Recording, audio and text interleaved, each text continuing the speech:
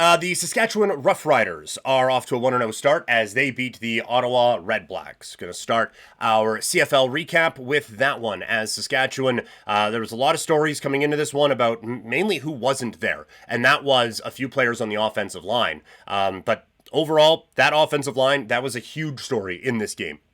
To have the injury with McEwen in the preseason and then have another injury as the game went on, that's a real challenge. But Harris was kept very clean. And then Thomas Bertrand-Hudon had quite a lot of room out there to move. And I think all of that is a credit to the fantastic work of the offensive line for the Saskatchewan Roughriders to be able to push that forward and create those opportunities for their team. So a huge boost for Saskatchewan getting that offensive line to play effectively. And then it led to the Bertrand-Hudon coming out party.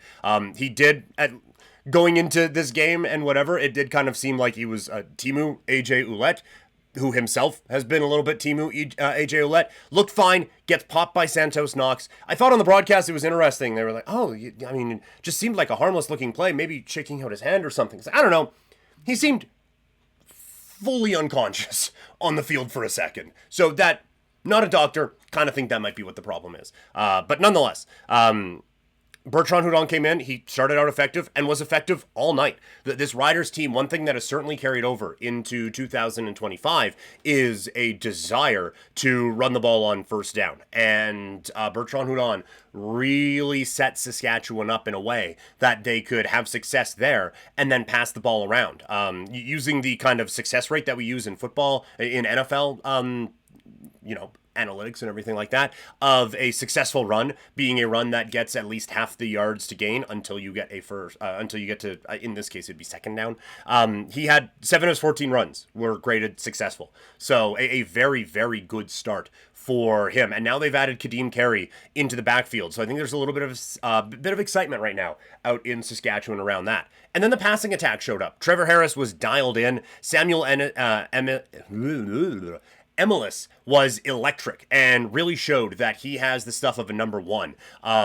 He just needs to be consistent with it now. I brought this up in my reaction piece over on 3 Down, which again, I'm doing that every game now. After every Rider game, I'm going to be over on 3 Down Nation, giving my thoughts on what we saw from the Saskatchewan Roughriders. But I had this in there. Last year, Emilus had more games with under 30 yards receiving than he did with over 100 yards. He is a very talented guy, obviously.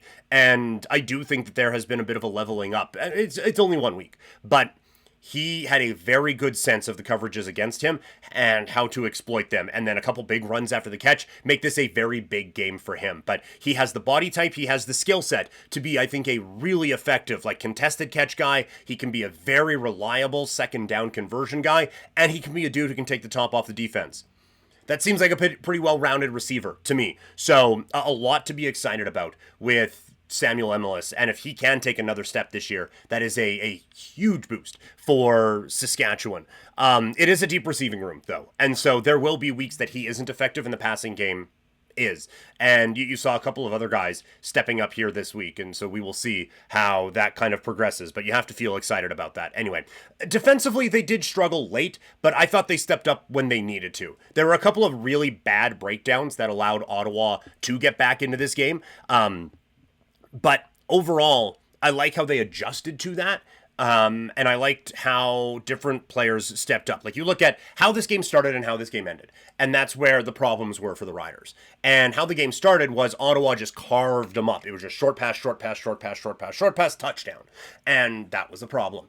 And then Ottawa kind of got away from that. But I do also think that Saskatchewan's like, all right, fine. We're going to just try to run forward, drop everybody back into coverage, and try to take some of those passing lanes away and see if we can make Ottawa just be that patient all the way up the field. And they weren't. They tried to do some trick plays. It didn't work. They tried to run the ball, which never works against Saskatchewan. Tried a couple deep passes. That didn't work either.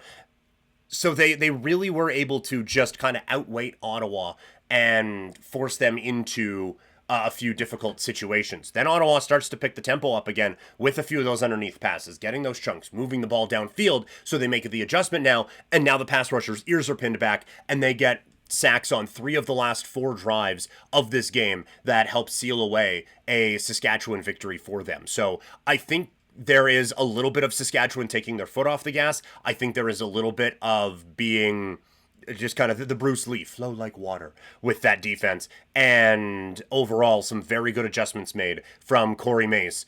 I think everyone's kind of figuring out where they fit in, and I think this is going to be a dangerous defense to play against one more time. The run defense is still elite, and that's going to help out this secondary as the year goes on. We'll see what happens with Milligan's injury, but they, once again, held one of the best running backs in the league, William Stanback, to minimal gains.